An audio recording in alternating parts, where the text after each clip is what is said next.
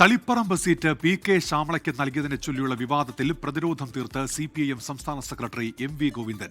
വിവാഹത്തിന് മുൻപ് ശ്യാമള പാർട്ടി പദവികളിൽ സജീവമാണെന്നും തന്റെ ഭാര്യ എന്നത് ഇപ്പോൾ പൊട്ടിമുളച്ചത് എങ്ങനെയെന്നും സംസ്ഥാന കമ്മിറ്റിയിൽ MV ഗോവിന്ദൻ ചോദിച്ചു. ശ്രീജിത്ത് വിശദാംശങ്ങളുമായി ഇപ്പോൾ തിരുവനന്തപുരത്ത് നിന്ന് ചേരുന്നുണ്ട്. ശ്രീജിത്ത്, ഈ സോഷ്യൽ മീഡിയ പ്രചാരണവും വിമർശനവും ഒക്കെ ഉണ്ടായിരുന്നുവല്ലോ, പക്ഷേ ഏതെങ്കിലും പാർട്ടി കേന്ദ്രങ്ങളിൽ നിന്ന് അത്തരമൊരു വിമർശനം ഉയർന്നു കേട്ടതുമില്ല. ഏത് സാഹചര്യത്തിലാണ് ഇക്കാര്യത്തിൽ ഒരു വിശദീകരണം സംസ്ഥാന കമ്മിറ്റിയിൽ സെക്രട്ടറി നൽകിയത്? ശ്രീജിത്ത്, ഉന്മേഷ, ഇന്ന് നടന്ന CPIM സംസ്ഥാന സമിതിയിൽ തളിപ്പറമ്പ് സ്ഥാനാർത്ഥിയുടെ അടക്കം പട്ടിക വായിച്ച ശേഷം നടന്ന ചർച്ചയിലാണ് ഈ തളിപ്പറമ്പിലെ സ്ഥാനാർത്ഥി പി കെ ശ്യാമളയുമായി ബന്ധപ്പെട്ട ചില വിവാദങ്ങൾ സൈബറിടങ്ങളിൽ നടക്കുന്നുണ്ടെന്ന കാര്യം സംസ്ഥാന സമിതി അംഗങ്ങൾ തന്നെ ചൂണ്ടിക്കാണിച്ചത്. സൈബറിടത്തിൽ പി കെ ശ്യാമളയെ സ്ഥാനാർത്ഥിയാക്കുന്നതിരെ വലിയ വിമർശനമുണ്ട് എന്ന കാര്യം നേതാക്കൾ തന്നെ ശ്രദ്ധയിൽപ്പെടുത്തി. ഇതിനുള്ള മറുപടി, ആകെയുള്ള ചർച്ചയ്ക്ക് മറുപടി പറയുമ്പോഴാണ് സ്വന്തം ഭാര്യയ്ക്ക് സീറ്റ് നൽകിയതുമായി ബന്ധപ്പെട്ട വിവാദത്തെ ന്യായീകരിച്ചുകൊണ്ട് MV ഗോവിന്ദൻ സംസ്ഥാന സെക്രട്ടറി രംഗത്ത് വന്നത്.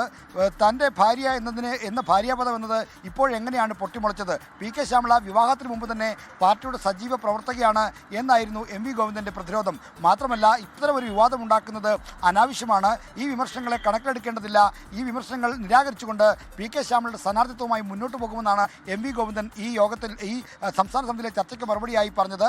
ഇതോടൊപ്പം തന്നെ മറ്റു ചില കാര്യങ്ങൾ കൂടി ഇന്നത്തെ സംസ്ഥാന സമിതിയുടെ പരിഗണനയ്ക്ക് വന്നു. ഒന്ന്, ജി സുധാകരൻ്റെ ഇപ്പോഴത്തെ ഇടഞ്ഞു നിൽക്കുന്ന നിലപാടുമായി ബന്ധപ്പെട്ട കാര്യമാണ്. ജി സുധാകരനെ അന്വയിപ്പിച്ച് മുന്നോട്ട് കൊണ്ടുപോകാനാകണം എന്ന ആവശ്യമാണ് സംസ്ഥാന സമിതിയിൽ ഉയർന്നത്.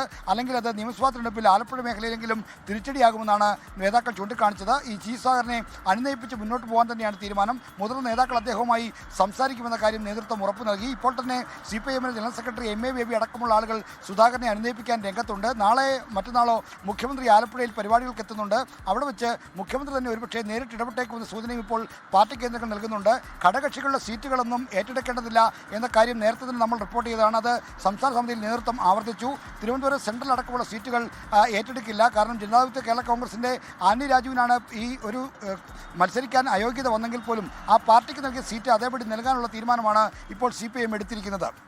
ശ്രീജിത്ത്, ഒപ്പം ഈ സ്ഥാനാർത്ഥി പട്ടികയിൽ ഈ പറഞ്ഞു കേട്ട പേരുകളിൽ ഇപ്പോൾ എവിടെയെങ്കിലുമൊക്കെ മാറ്റം ഉണ്ടാകുന്നുണ്ടോ? എപ്പോൾ സ്ഥാനാർത്ഥി പ്രഖ്യാപനം നടത്താം എന്നാണ് CPIMന്റെ തീരുമാനം? ശ്രീജിത്ത്,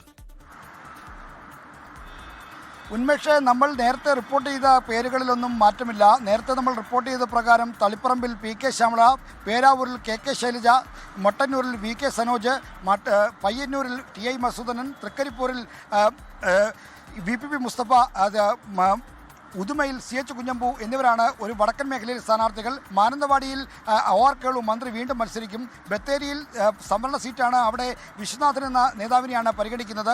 കോഴിക്കോട് ജില്ലയിൽ TP രാമകൃഷ്ണനും PA മുഹമ്മദ് റിയാസും അടക്കമുള്ള സിറ്റിംഗ് MLA വീണ്ടും മത്സരിക്കും. കോഴിക്കോട് കൊയിലാണ്ടിയിൽ പഴയ MLA K ദാസിനെ വീണ്ടും മത്സരിപ്പിക്കാനുള്ള തീരുമാനമുണ്ട്. കൊയിലാണ്ടിയിൽ വീണ്ടും K ദാസിനെ മത്സരിപ്പിക്കാനുള്ള തീരുമാനമുണ്ട്. കൊടുവള്ളിയിൽ സ്വതന്ത്ര സ്ഥാനാർത്ഥിയെ പരിഗണിക്കാനാണ് CPIM ഉദ്ദേശിക്കുന്നത്. മലപ്പുറം ജില്ലയിലെ പെരിന്തൽമണ്ണ, മങ്കട, നിലമ്പൂർ സീറ്റുകൾ സ്വതന്ത്രരെ മത്സരിപ്പിക്കാനാണ് സംസ്ഥാന സമിതിയിലെ ധാരണ. പൊന്നാനിയിൽ MK സക്കീറും തവനൂരിൽ KT ജലീലും മത്സരിക്കും. പാലക്കാട് ജില്ലയിലെ നെന്മാറയിൽ K പ്രേമനായിരിക്കും സ്ഥാനാർത്ഥി. ആലത്തൂരിൽ ജില്ലാ സെക്രട്ടറി അംഗം TM ശശിയെ മത്സരിപ്പിക്കും. Doctor P സരിന് സീറ്റില്ല.